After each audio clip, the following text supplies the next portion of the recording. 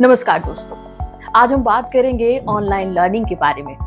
Covid महामारी के बाद से ऑनलाइन लर्निंग का चलन भारत में तेजी से बढ़ा।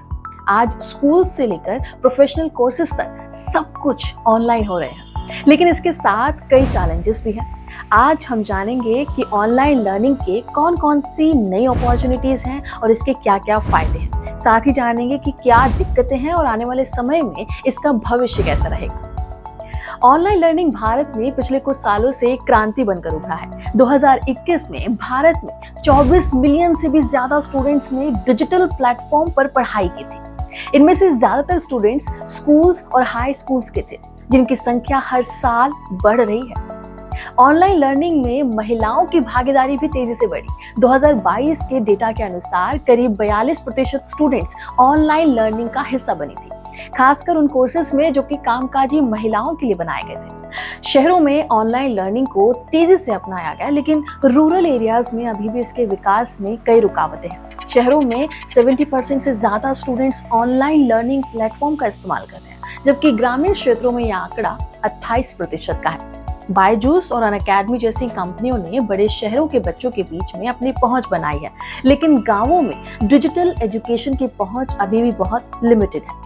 कोविड-19 के दौरान जब स्कूल और कॉलेज बंद थे, तब का ऐसा अनुमान है कि 2020 के आखिरी तक भारत में 300 मिलियन से ज्यादा स्टूडेंट्स ने ऑनलाइन लर्निंग का फायदा उठाया था। राज्य सरकारों ने भी मोबाइल और टीवी चैनलों के माध्यम से रूरल एरियाज में डिजिटल एजुकेशन को पहुंचाने की कोशिश की थी, लेकिन कई स्टूडेंट्स के पास इंटरनेट या स्मार्टफोन नहीं थे, जिससे लाखों बच्चे इससे वंचित रह गए थे। ऑनलाइन लर्निंग के साथ कई गंभीर चुनौतियां भी हैं, जो लाखों बच्चों के लिए इसे मुश्किल बना रही हैं। भारत के कई हिस्सों में इंटरनेट और स्मार्टफोन तक सभी की पहुंच नहीं है। भारत में आज भी 60% से ज्यादा रूरल फैमिली के पास स्मार्टफोन नहीं है, और जिनके पास हैं उनमें से कई को इंटरनेट की अच्छी फैसिलिटीज नहीं मिल पाती। नेटवर्क की कमी, स्लो इंटरनेट स्पीड या डेटा कॉस्ट भी रूरल एरिया में एक बड़ी चुनौती है। ये डिजिटल डिवाइड सिर्फ इंटरनेट तक ही लिमिटेड नहीं है, बल्कि इसमें डिवाइस का ना होना, जैसे कि लैपटॉप या टैबलेट, भी शामिल है। ऑनलाइन क्लासेस में फिजिकल क्लासरूम के कंपैरिजन में स्टूडेंट्स का ध्यान भटकता ज्यादा है। छात्रों को लंबे वीडियो सेशंस के दौरान एक्टिव रहना मुश्किल लगता है। इसके अलावा टीचर्स का सीधा कनेक्शन नहीं होने से बच्चे सवाल कम पूछते हैं और अक्सर वे बिना समझे ही अगले चैप्टर पर चले जाते हैं। सभी ऑनलाइन प्लेटफॉर्म्स पर जरूरी मटेरियल अवेलेबल नहीं होते। कई कोर्सेज में जरूरी नोट्स या क्लासेस या क्विज समय पर नहीं मिलती, जिससे स्टूडेंट्स का ध्यान जल्दी भटक जाता है। ऑनलाइन लर्निंग का एक बड़ा हिस्सा अंग्रेजी में अवेलेबल है, जिससे रूरल और नॉन इंग्लिश बैकग्राउंड के जो लोग हैं, जो स्टूडेंट्स हैं, वो पीछे रह जाते हैं। गांवों और कस्बों में रहने वाले कई स्टूडेंट्स ऐसे हैं जिन्हें अंग्रेजी नहीं आती। ये इन ऑनलाइन कोर्सेज से दूर हो जाते हैं, क्योंकि ज्यादातर मटेरियल हिंदी या रीजनल लैंग्वेज में नहीं है। इसे सॉल्व करने के लिए ज्यादा से ज्यादा रीजनल लैंग्वेजेस में कंटेंट और सिलेबस को बनाना जरूरी है। कई टीचर्स को ऑनलाइन क्लासेस के लिए ट्रेनिंग नहीं दी जाती। भारत के कई हिस्सों में टीचर्स को डिजिटल एजुकेशन देने का एक्सपीरियंस नहीं है, और वे इसे सिर्फ एक फॉर्मेलिटी समझकर आगे बढ़ जाते हैं। हालांकि ऑनलाइन लर्निंग में चैलेंजेस हैं, फिर भी भारत के पास इस फील्ड में बहुत सारी अपॉर्चुनिटीज हैं। इंडियन पॉपुलेशन और डाइवर्सिटीज को देखते हुए हमारे देश में ऑनलाइन लर्निंग के कई नए मॉडल्स बन सकते हैं, जिन्हें दूसरी डेवलपिंग कंट्रीज में भी अपनाया जा सकता है।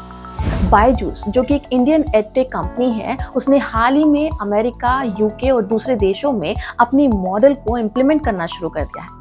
अगर हम अपनी ऑनलाइन लर्निंग की स्ट्रैटेजी को सक्सेसफुली इम्प्लीमेंट कर सके, तो ये पूरी दुनिया के लिए एक मॉडल बन सकता है। एक बार जब मटेरियल तैयार हो जाता है, तो उसे पूरे दुनिया में और देशों में बहुत तेजी से स्केल किया जा सकता है। कोरेसा, खान अकेडमी और वेदांतु जैसे प्लेटफॉर्म पर एक ही समय में हजारों स्टूडेंट्स क्लास ले सकते हैं, जिससे पढ़ाई तक उनकी पहुंच को बढ़ाया जा सकता है।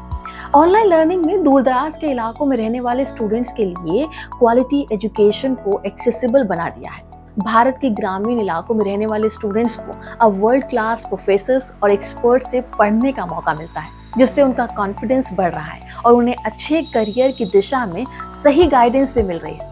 आने वाले सालों में ऑनलाइन लर्निंग और एडवांस ज़्यादा हो जाएगा। ये इंडियन एजुकेशन सिस्टम का एक ज़रूरी हिस्सा भी बनेगा। फ्यूचर में हर एक स्टूडेंट की लर्निंग हैबिट और नीड्स के बेसिस पर उन्हें पर्सनली डिज़ाइन किया गया कोर्स मिलेगा।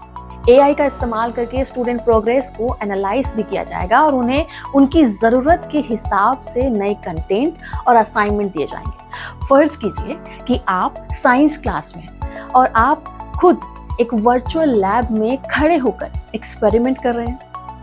ये कोई सपना नहीं है, बल्कि आने वाले सालों में ये एक रियलिटी बनने वाला है। वर्चुअल रियलिटी की मदद से स्टूडेंट्स अपने सब्जेक्ट को एक्सपीरियंस कर पाएंगे, जैसे कि वे हिस्ट्री की क्लास में खुद को पुराने समय में देख पाएंगे या फिर साइंस की क्लास में रियल एग्जाम्पल्स देख सकते हैं। फिजिकल और ऑनलाइन लर्निंग का एक मिक्सचर है जिसे हाइब्रिड मॉडल कहा जाता है। ये फ्यूचर में काफ़ी आम हो जाएगा। ये मॉडल स्टूडेंट्स को घर बैठे और क्लासरूम दोनों का फायदा देगा, जिससे क्वालिटी ऑफ एजुकेशन भी बनी रहेगी। दोस्तों, ऑनलाइन लर्निंग को सक्सेसफुल बनाने के लिए कुछ ज़रूरी चीज़ों का ध्यान रखना होगा। जब आपके पास एक स्ट्रक्चर्ड क्लासरूम एनवायरनमेंट नहीं होता, तब आपको खुद से जिम्मेदारी लेकर अपनी पढ़ाई को मैनेज करना पड़ता है। आइए जानते हैं कि आप अपनी ऑनलाइन पढ़ाई को बेहतर कैसे बना सकते हैं। ऑनलाइन लर्निंग में सबसे ज़रूरी है अनुशासन। आप एक टाइम टेबल बनाइए और उसे रोज़ाना फॉलो कीजिए। चाहे वे एक ऑनलाइन क्लास हो या सेल्फ स्टडी हो, ये इंश्योर कीजिए कि आप समय पर सब कुछ पूरा कर पा रही हैं। कई बच्चे ऑनलाइन लर्निंग को हल्के में ले लेते हैं, हालांकि यहाँ कोई टीचर सामने खड़ा होकर उन्हें चेक नहीं कर रहा होता। लेकिन आप खुद से अनुशासन नहीं रखेंगे तो आपका समय बर्बाद हो सकता है। ऑनलाइन लर्निंग में एक्टिव होना भी बहुत ज़रूरी है। आपको सिर्फ वीडियो देखकर पढ़ाई नहीं करनी होती, बल्कि खुद से प्रश्न पूछने होंगे, नोट्स लेने होंगे और अपनी जानकारी को और बेहतर बनाने के लिए रिसर्च करने की ज़रूरत है। जो भी टॉपिक आप पढ़ रहे हैं उसके बारे में गहराई से जानने के लिए एक्स्ट्रा रिसोर्सेज खोजने होंगे। एक्टिव लर्निंग से आपकी समझ और भी बेहतर होगी। ऑनलाइन लर्निंग में केवल एक प्लेटफॉर्म तक सीमित मत रहिए। बहुत सारे फ्री रिसोर्सेज हैं, वेबसाइट्स अवेलेबल हैं, जिनसे आप अपने सब्जेक्ट को और भी गहराई से जान सकते हैं। इसके लिए अगर आप चाहें तो YouTube पर अपने सब्जेक्ट के एक्सपर्ट्स के लेक्चर्स देख सकते हैं। इसके अलावा अपने दोस्तों और टीचर्स से बातचीत करके आपको और भी अच्छे रिसोर्सेज के बारे में जानकारी मिलेगी। तो कैसी लगी आपको ये हमारी वीडियो? अगर आप अपनी कोई राय हमें देना चाहते हैं या अपना कोई एक्सपीरियंस हमसे शेयर करना चाहते हैं तो हमें कमेंट बॉक्स में ज़रूर लिखें। और हाँ, इस वीडियो को ज़्यादा से ज़्यादा लोगों तक ज़रूर शेयर करें। नमस्कार।